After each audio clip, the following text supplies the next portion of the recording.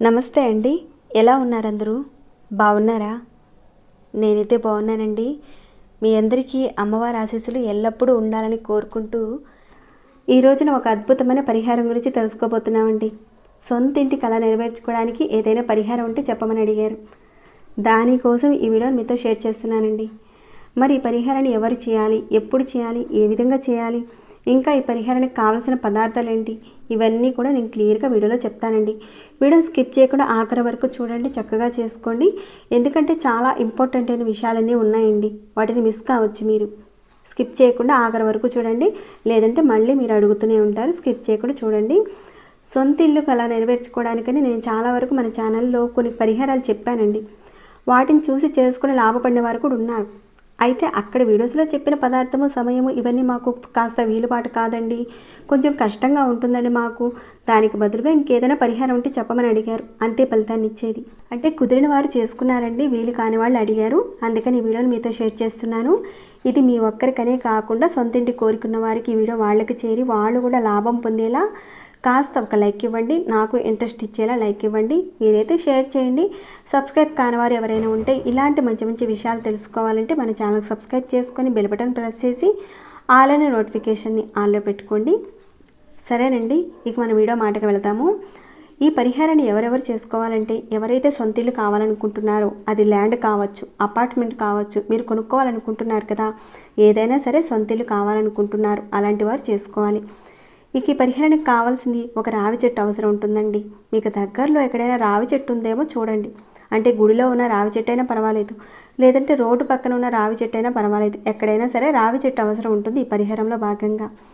ఈ పరిహారాన్ని మీరు ఒక 16 గురువారాల పాటు చేయాలండి.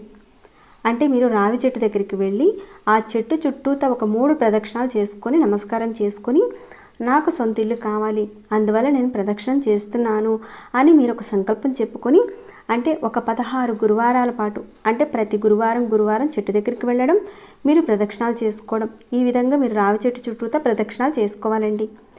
ఇక ఆ రావి చెట్టు దగ్గర మీరు కూర్చొని ఏ మంత్రం చదివినా, ఏ జపం చేసినా మీరు కోరుకున్న కోరిక 1000 రెట్ల ఫలితం వస్తుంది. సాధకులు తపస్సు చేయడానికి కూడా ఈ రావి చెట్టుని ఎంచుకునేవారండి. ఆ విధంగా మీరు ప్రదక్షిణ చేస్తారు కదండి. తర్వాత మరొకటండి, ఒక 5 రావి ఆకులు సంపాదించండి. 5 రావి ఆకులు అవసరం ఉంటుంది ఈ పరిహారానికి.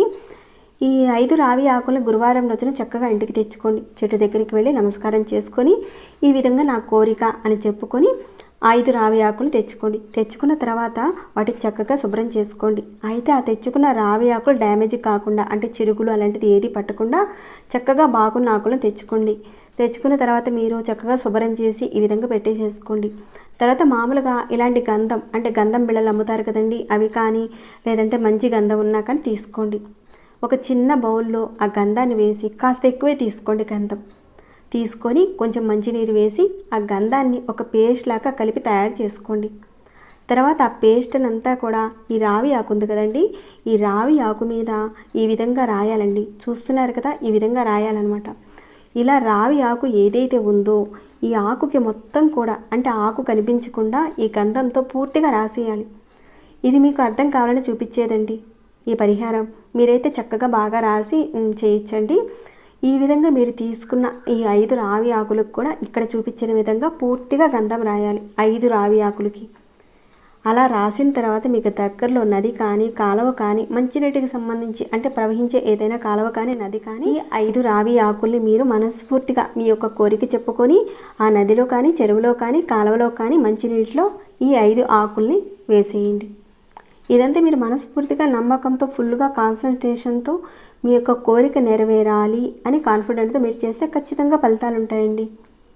ఈ పరిహారాన్ని ఆడవారైనా మగవారైనా చేయొచ్చు. ఇది కూడా మీరు ఒక 16 గురువారాల పాటు చేయాలి. అంటే గురువారం తీసుకువెళ్ళి ఆ విధంగా చేయాలి. ఇక్కడైతే ఏ మంత్రం లేదండి, ఏ పూజ కూడా లేదు. రావి చెట్టు అంటేనే సాక్షాత్తు శ్రీమన్నారాయణుడు.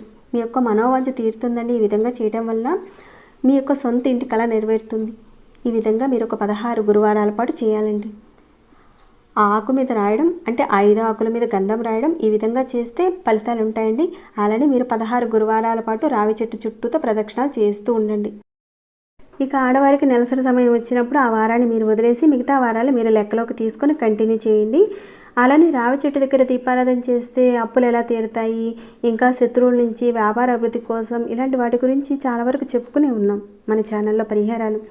ఇంకా రావి చెట్టుతోనూ ఆకులతోనూ వేరుతోనూ ఎన్నో పరిహారాలు ఉన్నాయండి. అనేక రకాలైన సమస్యలకు సంబంధించి మీరు ఎవరైనా మిస్ అయి ఉంటే కనుక ఛానల్లోకి వెళ్ళి చూడండి. తప్పకుండా ఈ పరిహారం చేసుకోండి, మంచి ఫలితాలు అయితే ఉంటాయి. ఆ శ్రీమన్నారాయణుడు మీ వెన్నంటే ఉండి మీ యొక్క కోరిక నెరవేర్చాలని నేను మన సనాతన ధర్మంలో ఉన్న ఇలాంటి మంచి మంచి విషయాలను తెలుసుకుంటూ ఉండండి. కానీ కొంతమందికి ఇలాంటి వీడియోస్ని చూడాలంటే బోర్గా అనిపిస్తుంది. తెలుసుకొని పాటిస్తే మన జీవితంలో చాలా మంచిదండి. ఈ వీడియోకి లైక్ చేయని వారు ఎవరైనా ఉంటే లైక్ ఇవ్వండి, సబ్స్క్రైబ్ కానివారు సబ్స్క్రైబ్ చేసుకొని ఇలాంటి మంచి కంటెంట్స్తో ఉన్న వీడియోస్ని ప్రతిరోజు చూస్తూ ఉండండి. మరొక భక్తి వీడియోలో మళ్ళీ మిమ్మల్ని కలుసుకుంటాను. అంతవరకు సెలవు.